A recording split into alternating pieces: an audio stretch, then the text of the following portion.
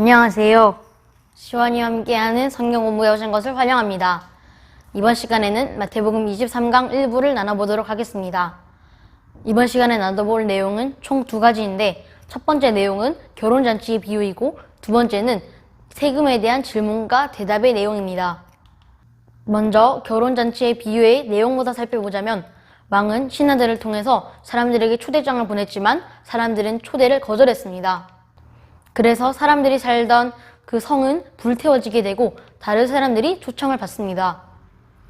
왕은 큰 거리에 있는 사람들 아무에게나 초대장을 줘서 왕궁으로 데려오게 했습니다. 그 결과 왕궁은 많은 사람들로 가득 차게 되었고, 이렇게 준비가 되어가고 있을 때 왕은 예복을 입지 않은 사람들을 불러서 왜 예복을 입지 않았는가? 라고 물으면서 벌을 내립니다. 근데 여기서 예복은 도대체 무엇을 뜻하고 있는 걸까요? 예복은 첫 번째, 두 번째 비유의 교훈을 실천하는 사람을 말하고 있습니다. 만약 어떤 사람이 예복을 입었다면 잔치에 합당한 사람일 것이고, 잔치의 주체자이신 하나님을 존중한다는 표시이고, 반대로 예복을 입지 않았다면 자신이 왕의 하나님의 뜻에 순종하는 사람이 아니란 말이고, 열매를 맺는 사람이 아니라는 것을 나타내고 있습니다. 그래서 살아가면서 예복을 입지 않는 자들은 하늘에서 열리는 최후의 잔치에 참여하지 못하게 되고 부적합한 사람이고, 삶의 열매로서 초청받은 사람의 신분을 입증하지 못한 사람입니다. 예수님은 비유를 통해서 종말의 연회에 당연히 참석할 수 있다고 생각하는 사람들에게 자신을 되돌아보라 라고 말씀하십니다. 따라서 하나님의 초대를 받는 사람은 교회 안으로 들어갔다고 해서 그것으로 하나님의 나라의 백성이란 것을 증명할 수가 없습니다. 이어서 나오는 종교 지도자들의 세 질문과 예수님의 대답의 첫 번째 내용인 세금에 대한 질문과 대답에 대한 내용을 보도록 하겠습니다. 종교 지도자들은 예수님에게 이런 질문을 합니다. 이방 정부와 통치자, 즉 로마 정부에 세금을 바치는 것이 옳은가? 15절에서는 바리새인들이 예수님을 어떻게 올무에 걸리게 할까 상의를 했는데, 이 질문을 예수님께 하면서 이런 생각을 했습니다.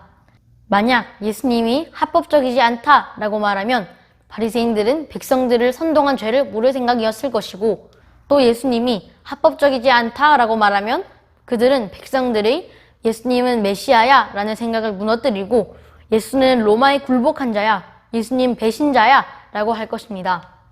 예수님은 바리새인들의 질문에 대해 이렇게 대답하십니다. 가이사의 것은 가이사에게, 하나님의 것은 하나님에게.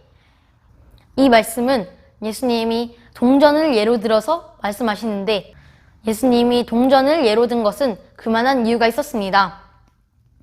당시 황제는 티베리우스였는데, 그 당시 로마 주화의 그 둘레에는 시저 디비아그 파브그 슈티브, 즉 티베리우스 가이사, 신적 존엄자의 아들이라는 문구가 쓰여져 있었습니다. 그 당시 로마의 황제가 티베리우스였기 때문에 주화의 양쪽 면에는, 한쪽 면에는 티베리우스, 한쪽에는 티베리우스의 당시 로마의 황후라고 추정되는 한 여자의 형상이 있었습니다. 그 당시 로마 주화로 생활하고 돈을 벌었던 사람들은 자신의 돈은 모두 황제가 준 것이라고 여기고, 다시 돌려주는 것, 세금을 내는 것은 다시 자신에게 돈을 준 황제에게 돌려주는 것이라 그런 개념으로 생각했을 것이고, 세금을 당연한 것으로 여겼습니다. 마찬가지입니다. 우리는 하나님에게 모든 것을 공짜로 받았으므로 하나님에게 돌려주는 것은 당연한 것입니다. 가이사의 것은 가이사에게, 하나님의 것은 하나님에게 이 말 사이에 카이라는 접속사가 있는데, 이 접속사는 그리고 라고 번역할 수 있지만 그러나 라고도 번역할 수 있습니다. 즉 예수님의 말씀은 로마의 황제에게 은혜를 입고 그의 형상을 입은 자라면 황제에게 세금을 내므로써 그의 통치를 인정하지만, 하나님의 형상을 입은, 하나님에게 은혜를 입고 긍휼하심을 받은 사람들은 모든 사람이므로 하나님은 모든 사람을 통치하시는 분이시고 모든 사람은 마땅히 하나님을 찬송해야 합니다.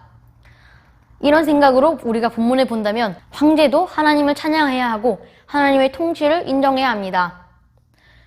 이 말씀은 이런 교훈을 줍니다. 우리는 국가의 세금을 지불하지만 하나님의 형상인 인간이 본질적으로 충성해야 하는 분은 바로 하나님이십니다. 예수님의 말씀으로 우리는 이 비유에서 세상의 지도자와 권력가들이 하나님의 뜻에 부적합한 일들을 시키거나 요구한다면 우리는 단호히 거절할 수 있어야 한다는 것을, 그런 교훈을 얻을 수 있습니다. 만약 교회가 이 세상의 권세에 굴복하고 아부하고 교회의 구성원들이 권력과 부를 추구한다면 세상은 하나님을 두려워하지 않을 것이고 세상은 거침없이 더욱더 교회를 압박하고 핍박할 것입니다. 그러므로 우리는 본문을 국가에 대한 충성과 하나님에 대한 충성을 동등하게 여기기보다는 하나님에 대한 순종이 더 우위에 있다는 방식으로 읽는 것이 중요합니다. 감사합니다.